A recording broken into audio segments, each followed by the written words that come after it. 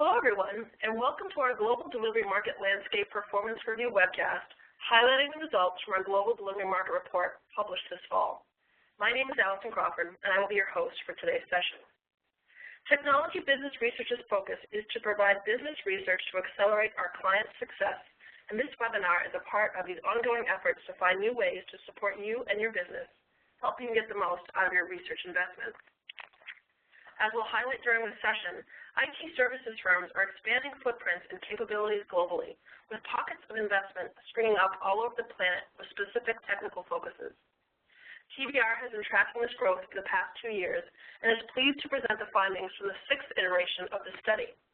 This information will help IT services firms understand the opportunities and challenge of operating delivery centers across the major global geos and provide actionable insight into the market and competitive strategies that translate into competitive advantage. In the next 45 minutes, Senior Analyst Ramunas Svarcas and Analyst Hristov will delve into the trends driving the results featured in the study, followed by Q&A of these trends and how they will affect you. Before I pass this over to Ramunas and Boz, there are a few logistics I'd like to cover.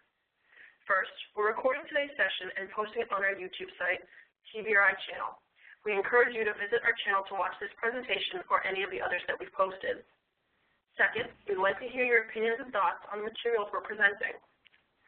Please send any questions or comments to the Q&A or chat function. Ramunas and Boz will address them at the end of the presentation. Or if you'd like a client inquiry for more detailed discussion, please reach out to them directly at the end of the webinar to set up that discussion. Third, we'll send out the slides to everyone registered for today's webcast within 24 hours of the conclusion of the webinar. You can also find the slides as well as other thought leadership pieces, webinar decks, and commentaries on SlideShare at www.slideshare.net/TBR_market_insight, and we'll share all these social media links again with you at the end of the presentation. Now, let me introduce Ramunas Svarcas, Senior Analyst and Engagement Manager in the Professional Services Practice. For the past 12 years, Ramunas has covered the IT services market for TBR. The depth of his knowledge has helped our largest services clients plan their strategic roadmap, increasing their profit margins and lowering their risk. He is joined by Boz Hristov, who is one of the lead analysts within TBR's professional services practice, focusing on global delivery initiatives. He also covers several firms for our quarterly company reports, as well as a dynamic contributor to our management consulting benchmark. Both as active members in the TBR Professional Services Practice team bring a wealth of knowledge and experience obtained through past and ongoing interactions with existing IT services vendors. The work on this report has been hailed as mission critical and strategic for the customers subscribing to the report, and we look forward to sharing some of our insights with you today. And with that, let me hand this over to Ramunas. Thank you, Allison. Before we get started, just a quick review. What is the global delivery market landscape? This is a study we've been doing for the last 3 years, publishing on a semi-annual basis, really looking at how firms are providing global delivery. We've seen a lot of talk about global delivery models for many of the firms, and customers basically have decided that global delivery is table stakes when you come in as an IT services firm to talk to them about any kind of outsourcing business, help, advice, consulting, anything under the sun. You better be in a position to provide resources at the lowest cost possible. As a consequence, as part of this study, we focus on 14 firms, the largest players, we believe, in the IT services business, and really trying to understand where their global delivery models are evolving, how they're evolving, and how they're changing. Today, specifically, we're going to be looking at 3 kind of topic areas, and these are extracts from our Global Delivery Market Landscape report. Really trying to understand what's happening in regards to deceleration of headcount growth.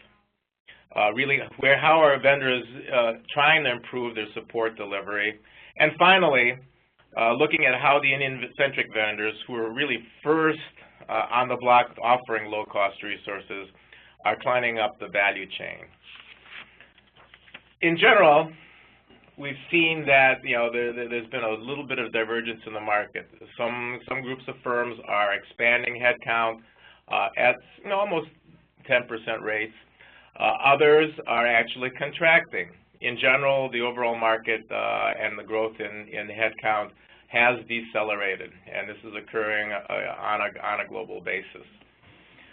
We'll look at the systems integrators with support and maintenance, those people that have had traditional hardware products as well as software products.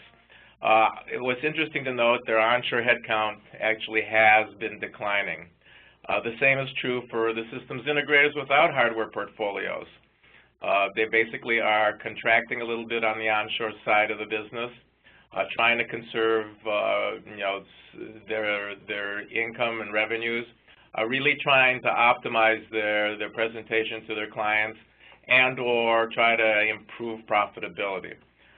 The overall arching trend across all of this has been that we've seen IT services revenues have been really much slower than anticipated. There's been a number of events in the IT infrastructure area that have, one would assume should drive revenue growth and get a lot of interest. Yet external factors, economic conditions are really slowing things down, and as a consequence, many of the firms in these top two buckets here on this slide are really contracting their onshore headcount, and even their low-cost headcount growth is subsiding some. Interesting to note, for the systems integrators without the hardware portfolios, the true systems integrators, low-cost headcount does continue to grow, but this is really driven by several firms in that group that are very European-centric, and that's what's driving their headcount growth and trying for them to balance their equation. The Indian-centric vendors really are an interesting group. Both low-cost and onshore headcount growth continues to go up, yet at varying rates for the firms, and we're going to see some interesting things happening with them, and we're going to cover them in more detail. So with that, I'm going to turn over the actual detailed conversation to Boz. Take it away. Yes, thank you, Ramunas, and hello, everyone. So really, we want to try to address three major points that we had found of the completed the global delivery market landscape study. The first question is why the headcount continued to decelerate, and the major, Ramunas brought up a couple of the factors. One was the economic instability and market uncertainty that's continued to driving IT services demand to decelerate. And also we see from our study that vendors are really moving beyond that the era of labor arbitrage and really focusing on automation, IP-backed asset solutions. So you can continue to the next slide. I think this slide really represents the big picture and seeing that the headcount growth decelerated across the board, across all the 14 vendors that we cover in the study. The major takeaway, if you look at that picture, along with the fact that the headcount growth decelerated for some vendors actually contracted this, the focus is really entirely on profitability. That's what drove the headcount growth deceleration. That's what the vendors are looking for. Some of the examples that are highlighted here on this slide, you can see that HP, for example, they are continuing to contract their headcount due to consolidation and driven by the firm's efforts to remove redundancies across their business units. But in the same token, HP continues to invest in cloud solutions and cloud services. And what we believe is while the headcount continues to decelerate, we also believe that the HP services global delivery hubs and Converge Cloud and Converge Systems are the two groups that will support HP's future efforts for supporting profitability. Other vendors like Dell and C&SI also they modified their service delivery mechanisms and contracted their headcount growth across for the time period that we reviewed. Interestingly enough, Ramunas mentioned the Indian vendors. As you see, I think the Indian vendors' headcount decline was the largest change in decline across all the vendors, and due to a higher year-ago compare coupled with hiring slowdowns and mimicking lower demand for services, and also the increased use of IP-backed tools and automations. We can move on to the next slide. We'll be able to review really what's going on on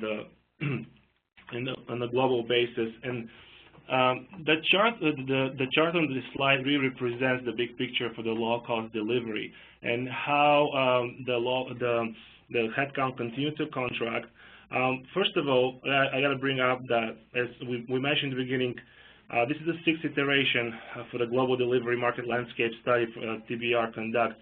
And from the 6 months ago when we delivered the second half of 2012, really the dynamics of the global delivery market landscape did not change. Vendors really continued to slow hiring across low-cost and onshore locations. As you can see here in EMEA, the headcount continued actually to decline. What we see here, interestingly enough, is that there's 3 countries that are standing out and continue at double-digit headcount growth, and those are Mexico for Americas, APAC, Philippines for the APAC, and Poland for in EMEA. The common factor that goes across those 3 countries is really the nearshore proximity to a major onshore developed countries that have driven the continued expansion at double-digit growth rate for those countries.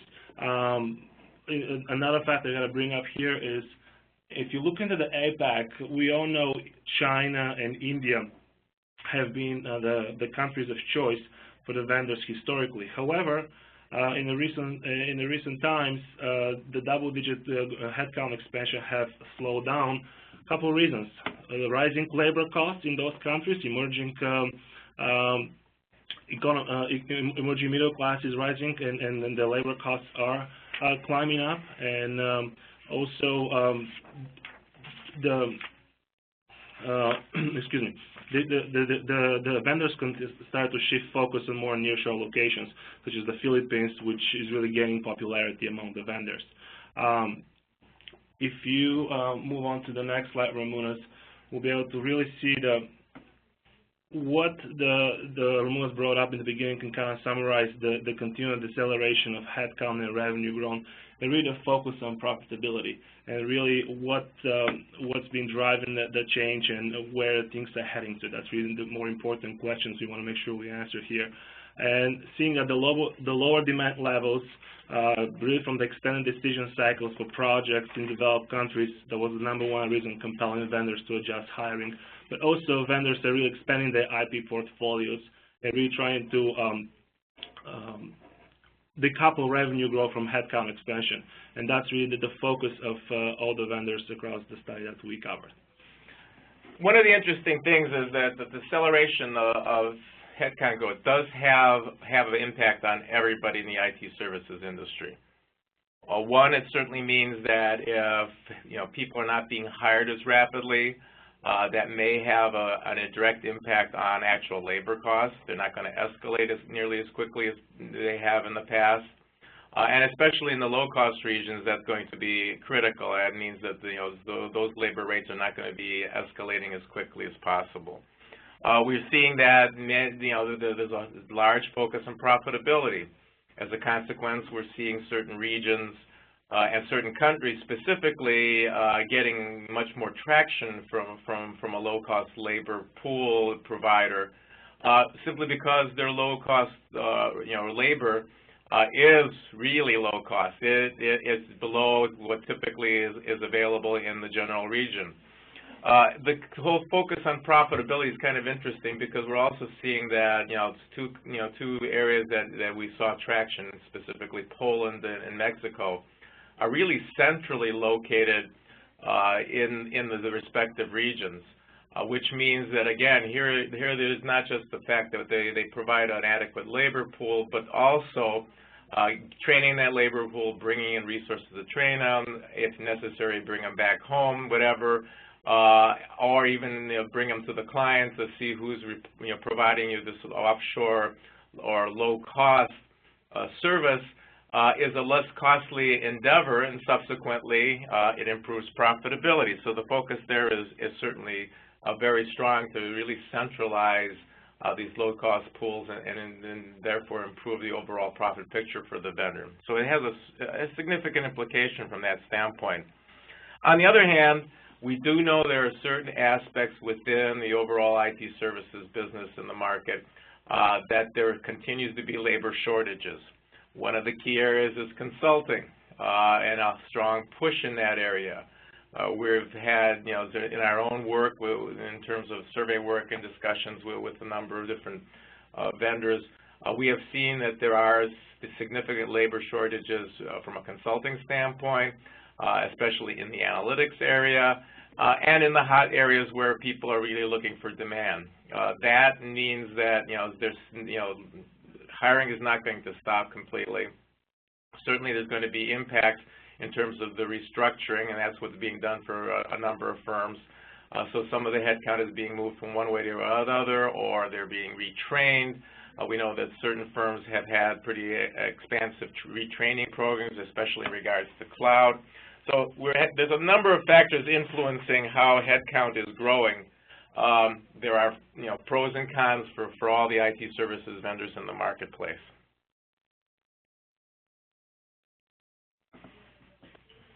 And that leads actually to the next discussion, really continue with the profitability and how the vendors are expanding the IP portfolios through the in-house development, how that impacts and the profitability and the operating margins. If you can move on to the next slide, please. On this chart, on this slide, the chart really it's a good example of how all the 14 vendors across the study, how much they leverage low-cost resources and also attrition utilization, as well as if the operating margin changed or did not change over a year ago quarter. As you can see, all the vendors except the HP really increased their low-cost headcount year to year. Profit margins improved for 8 of the 14 vendors across the study. We looked at the last iteration. There were only 6 vendors actually that improved margins depending on their low cost. We have 2 more vendors that gained the profitability for this iteration. Margins continue to be influenced across IT services demand, depending on how the company is positioning itself and really price competitive, how successfully they leverage their low-cost resources, as well as their industrialized delivery models, and really some other company-wide initiatives and investments in research and development and acquisitions that are companies are really trying to develop an end-to-end portfolio coupled with their low-cost resources that can help them improve their profitability. If you move on to the next slide, please. Okay. So on this slide, the chart is giving some examples across the different subgroups of the vendors, showing how the low-cost supports expansion and IP assets and automation, and how for which vendors and for which it doesn't. The automation adoption is really in kind of initial stage. So for some vendors, it supports margin improvement, for some doesn't. Some examples I want to bring up here is low-cost leverage contributed to the improvement in operating margins to Dell and Accenture, as well as automation. But for some like IBM and Xerox, low-cost leverage really was not enough to offset the negative impact from workforce rebalancing. And even though those 2 companies, IBM and Xerox, are heavily investing in IP assets and automation, so it's still their margin decline from a year ago quarter. I think the most interesting example here on this slide is on the India-centric vendors is Cognizant. That is really the only India-centric vendor which decreased low-cost leverage and at the same time improved profitability. Cognizant really benefited from the investments in tools in IP-backed assets and their what they call it SMAC stack, the social mobility, analytics, and cloud. And that's really what is separating Cognizant from the stack in the India-centric vendors. The rest of the India-centric vendors, such as Infosys, TCS, and Wipro, they do continue to invest in both low-cost resources as well as IP-backed assets. However, their margin improvements, actually they saw margin decline. It wasn't enough. The investments in IP assets and automation was not enough to offset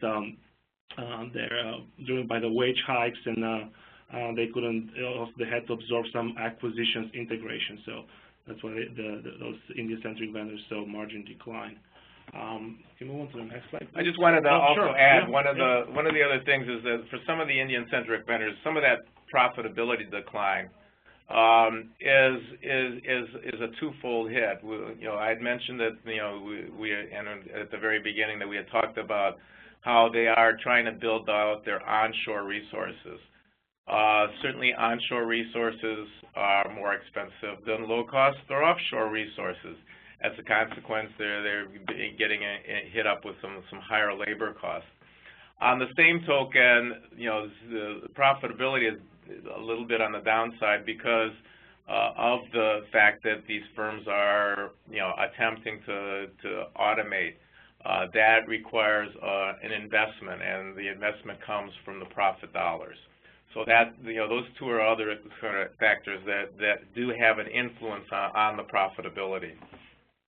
Yeah, absolutely. And this next slide actually goes a layer deeper, discussing and seeing the change in the operating income per employee, and kind of trying to correlate the low-cost expansion as well as the automation, see how that impacts the operating income per employee and the revenue per employee for the vendors in the study. The couple of vendors that are really highlighted in this graph are T-System and CSC. Their changing the operating income per employee expanded, as you can see, over 100%, primarily due to restructuring. Those two companies continue to restructure their organization, and that's what really drove. That was the primary driver of the change in the operating income. At the same time, both CSC and T-Systems operating income per employee really the operating income per employee remained the lowest of the 14 firms.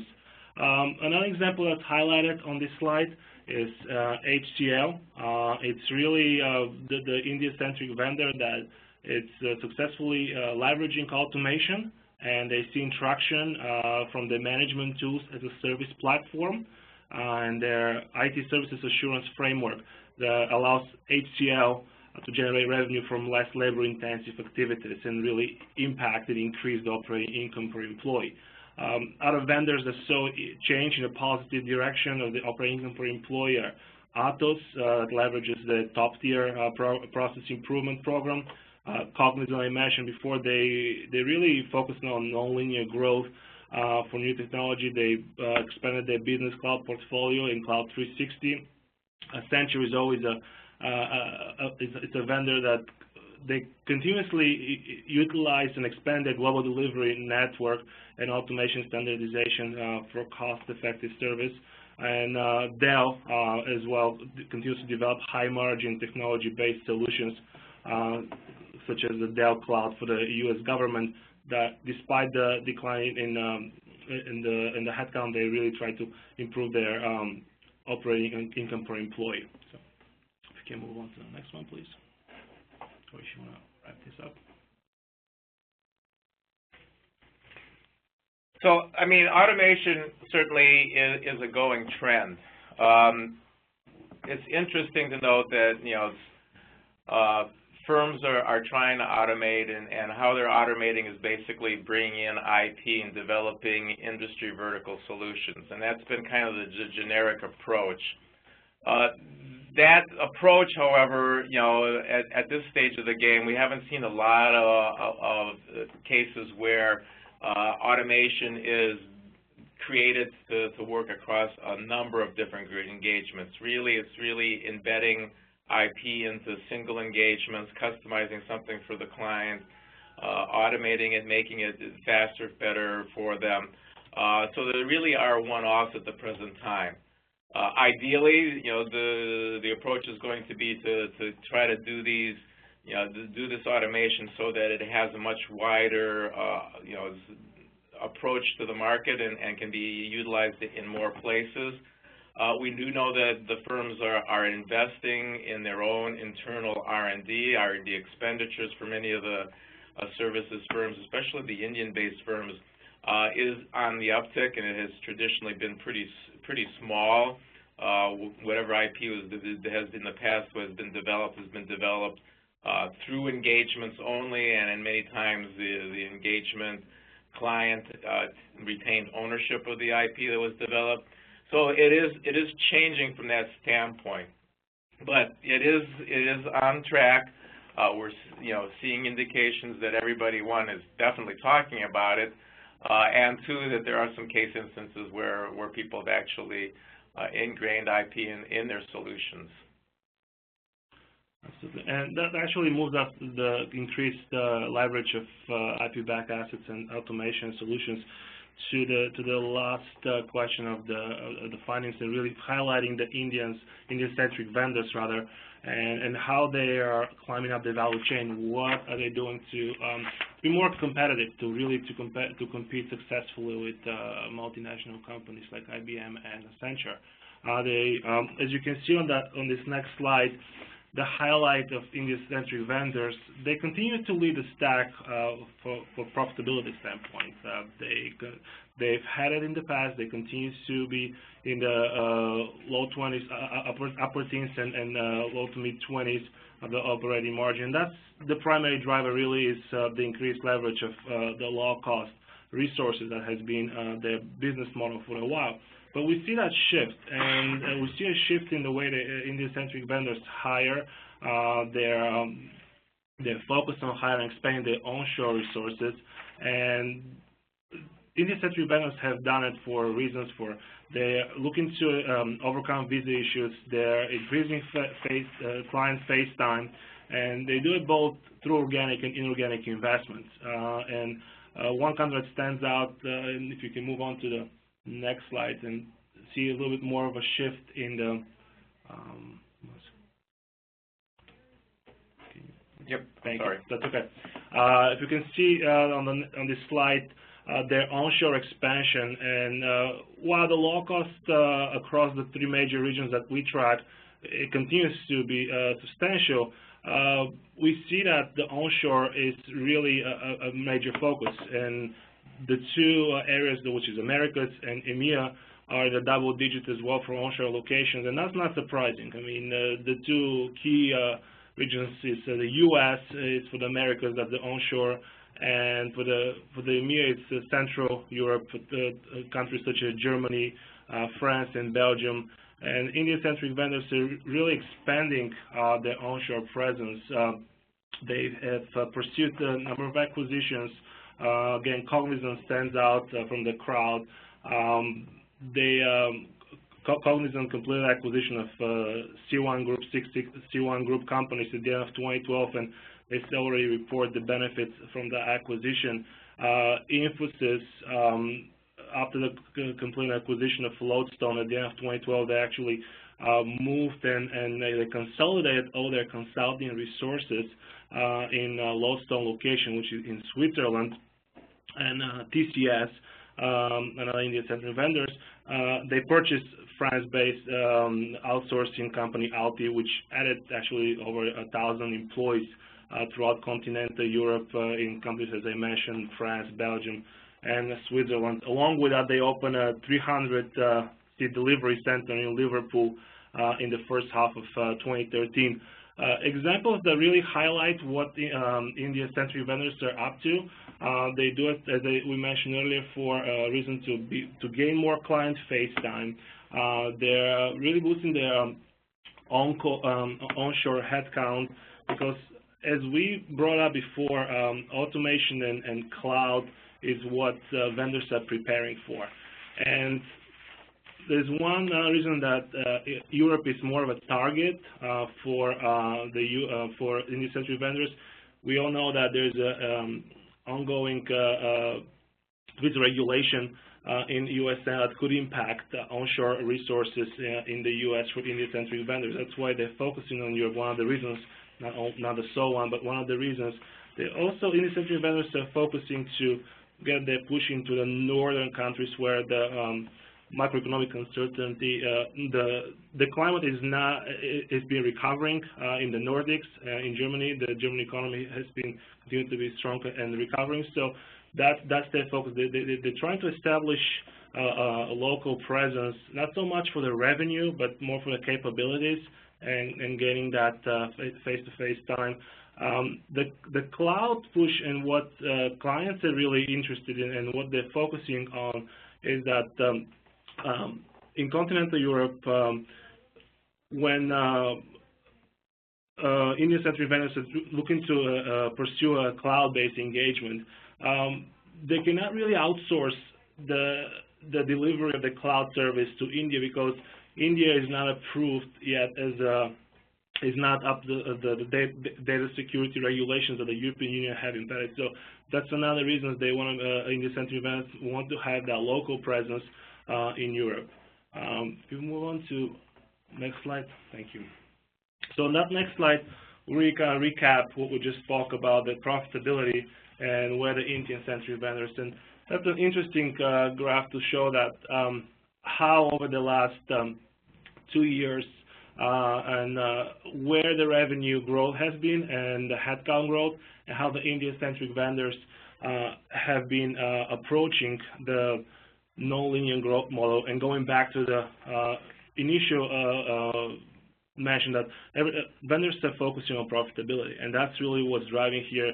Indian-centric vendors are Cognizant and HCL are really the one that stand out. Infosys is as well. TCS and Wipro are still vendors that are changing headcount growth and revenue growth. They're still establishing their service delivery models. But the overall trend is that Indian-centric vendors are really strongly leveraging and developing in-house IP assets, as well as partnering with software alliances that can help them deliver those solutions and help them industrialize their delivery models. Yep. So some of the examples I want to bring up here in terms of how the companies are partnering and how these partnerships are supporting the nonlinear growth model. For example, Cognizant partnered with the Excel Group. They developed a subscription-based mobile-enabled risk assessment platform. HCL, another which is kind of highlighted in that chart, they have the balanced approach. They did not decrease their low-cost leverage. Actually, they continue to invest in cloud and mobility, and they actually added 4,000 ITO employees from the year-ago quarter, really focusing on boosting their ITO service line. HCL expanded partnerships with SAP to offer managed mobility through SAP Mobile Platform and SAP Afaria. Infosys, another partnership they established was with Queen's University in the UK. They're really focusing on establishing cybersecurity development capabilities, and they're expanding their IP portfolio in the high-growth segments. And TCS, while they've been interchangingly their nonlinear growth back and forth with headcount growth, they continue to invest in their bank's business process as a service solutions and their ION Cloud solution to expand their growth and build their IP portfolio. Wipro, it's the last on the stack. Really, they also invested. They invest in the Exida and Opera solutions. They're focusing on growing their machine-to-machine capabilities and strengthening their machine-to-machine IP portfolio. And their bet is on their virtual desk set, and that's what they'll continue to invest, expand their capabilities, and that will help them eventually decouple the headcount growth from revenue growth. So what's interesting to this chart is that we're seeing that, for many of the firms, from the Indian-based firms, headcount growth and revenue growth has been kind of alternating, except for HCL, in terms of one's leading, then the revenue catches up, then the revenue overtakes. They haven't really figured out the balance yet. I mean, they're struggling a little bit from the standpoint that everybody is looking at cost reduction. Customers are, as well as vendors are. For the vendors, staff augmentation and building out offshore resources. That's basically, and leveraging those offshore resources, really beginning to become old school. You have to ingrain in automation into your processes and solutions. You have to deliver, value-added resources that actually could improve your revenue streams. And as a consequence, they're encountering, profitability challenges in terms of keeping those same profit levels that they've historically had, as well as those same growth levels. Certainly, we know that with the advent of cloud, there's going to be a lot of need for recoding and moving workloads and applications into cloud environments. That certainly will drive and continue to provide success for a number of the Indian firms. However, a lot of firms are now looking at, we don't really want you to recode software. We want to go out there and buy software as a service, which means, okay, if the focus is not for us to customize and develop software, where do we go? And that's one of the challenges for many of the Indian firms, is how do they monetize and create revenues and especially profits with the advent of cloud. But the Indian firms are very fast followers, and what we've seen across the board is that they have tried, and there are indications that they're building onshore resources, not just from a body standpoint, but some of them are actually building data centers or opening data centers. They're acquiring facilities or acquiring consulting capabilities onshore. So there's a number of different, and each vendor is looking at it slightly differently in the marketplace. The one key thing that we recognize is that there's going to be a little bit of profit erosion for most of them, especially those that have been very focused on maintaining the highest profit margins and leading the Indian services vendors from that standpoint. We've seen that contraction occurring, and we believe much of it is related to the labor pools that are being employed by those firms.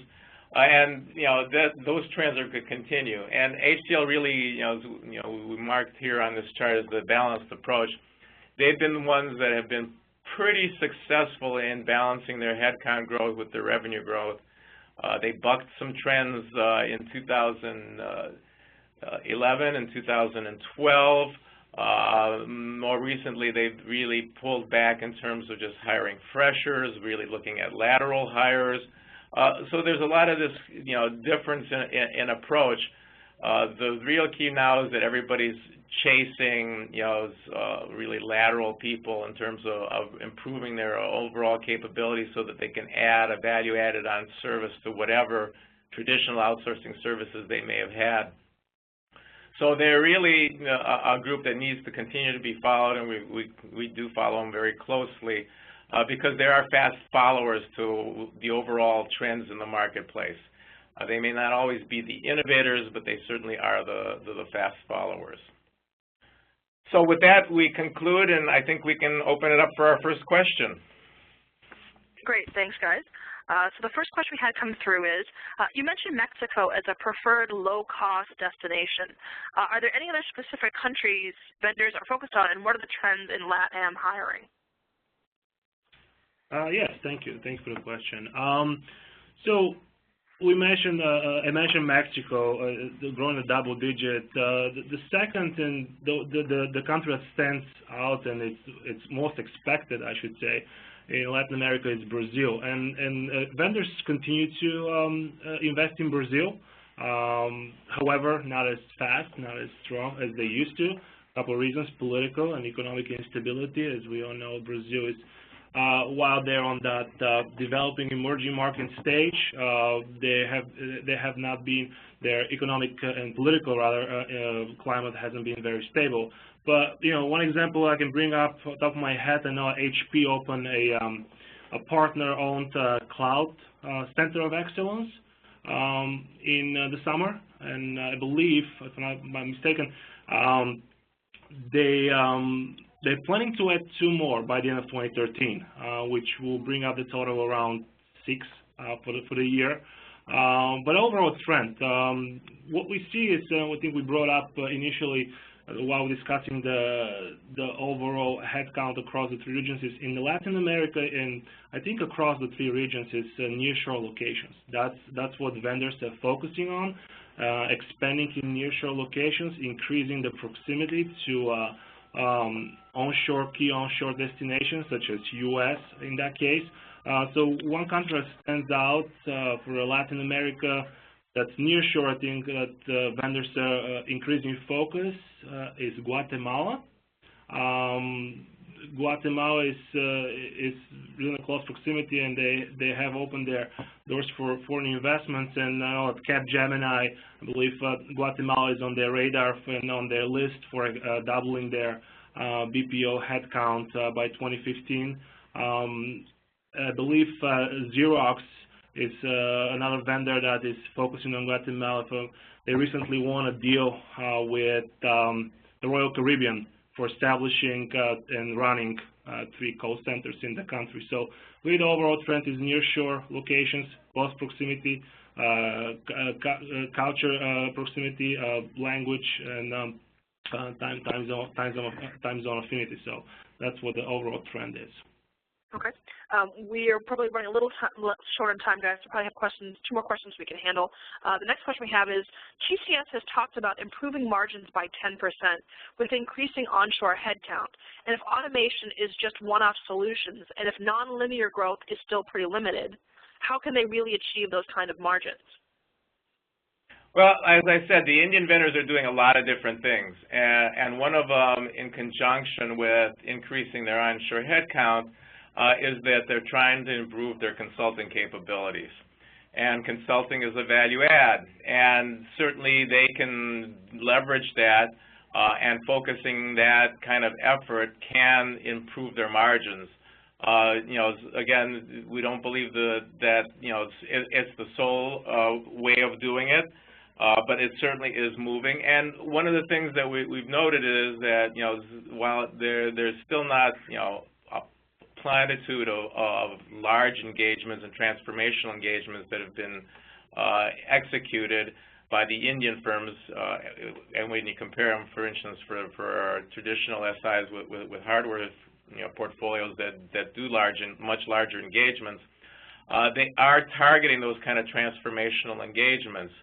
Larger transformational engagements with more moving parts typically do extract a higher price premium because you're taking on the risk and moving the whole infrastructure and changing it and improving it, providing some outsourced solutions.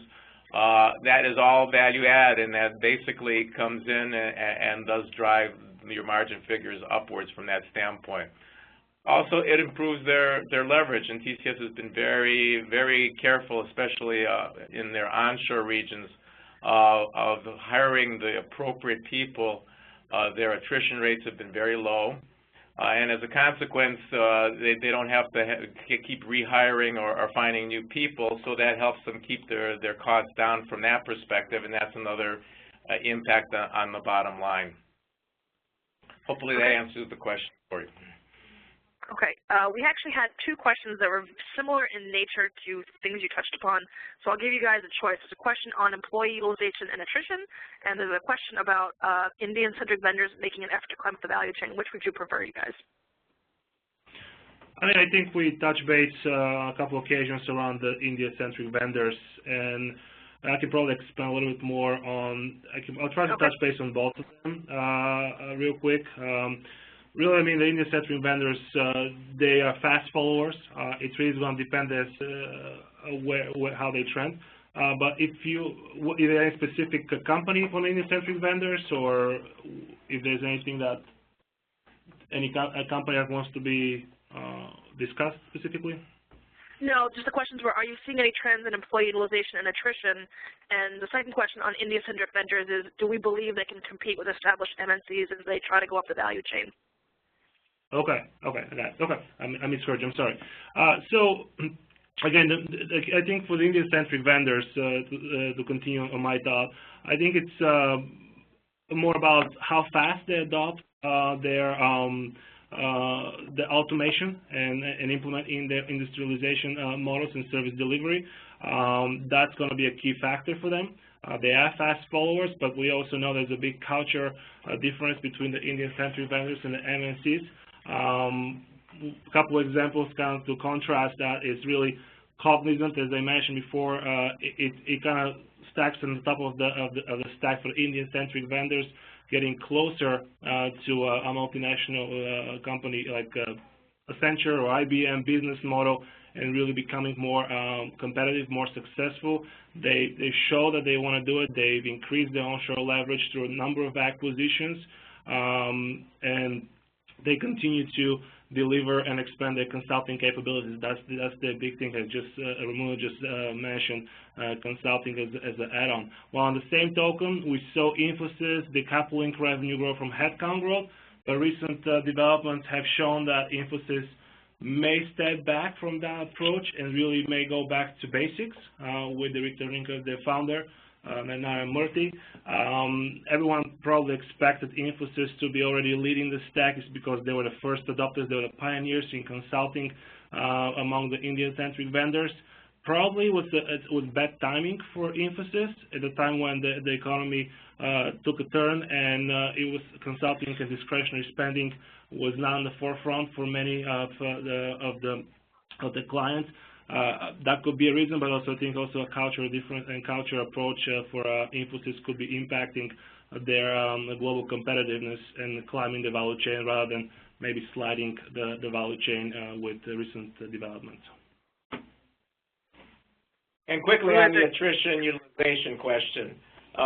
In general, I mean, we haven't seen any significant changes. We believe that, given that hiring in general, the pace of hiring has slowed, overall probably implies that attrition is going to continue to slow a little bit. But you have to look at the firms individually. Certain firms that are reorganizing or actually are contemplating or have executed layoffs, there's some inherent attrition also occurring there. At the same token, utilization rates have never been really bad. I mean, there's some firms that have had higher utilization rates, others have had lower ones. Our own feeling is the change in utilization rates is really a key parameter, and as they get higher and higher, we usually see also corresponding attrition rates going up as people get burned out. So those trends really haven't changed dramatically, although we would expect that the attrition levels are going to settle out and continue to be not nearly at record highs. Of course, there will be certain industry verticals and certain areas in the marketplace where there may be some little bumps as the specific firms change their pattern of hiring and what they're looking for from the marketplace. Great. We have gone over a little time, so I want to thank you guys for the questions. There's some questions that have come through. So for those folks that have sent questions to and I haven't responded, we will follow up with you after the webinar. So with that, I think it's time to wrap up the presentation. As I mentioned, I was going to share all the social media links with you at the end of the presentation. So I would encourage you to follow Ramunas, Boz, as well as TBR at the Twitter handles listed here. And here are all the social media links I mentioned, SlideShare, YouTube, and we do encourage you to join our LinkedIn group to get access to upcoming research and conversations around what we're doing in the market. As you're leaving the webinar, there is a quick survey with 3 questions. How valuable did you find the presentation? How good were the presenters? And if there is any other additional open-ended comments that you'd like to share with us, that would be fantastic. We are using your feedback to improve our presentations quarter to quarter. I'm going to leave the chat function open for another couple of minutes in case there's any last-minute questions or follow-up requests for discussions with either Boz or Ramunas. And if we don't hear from you now, we are doing management consulting webinar in January, so keep your eyes out for that, and we will be doing this webinar when the next publication comes out sometime in the spring. So if we don't hear from you until January, have a great holiday season, and we will talk to you again in 2014. Thanks, everyone. Have a great afternoon.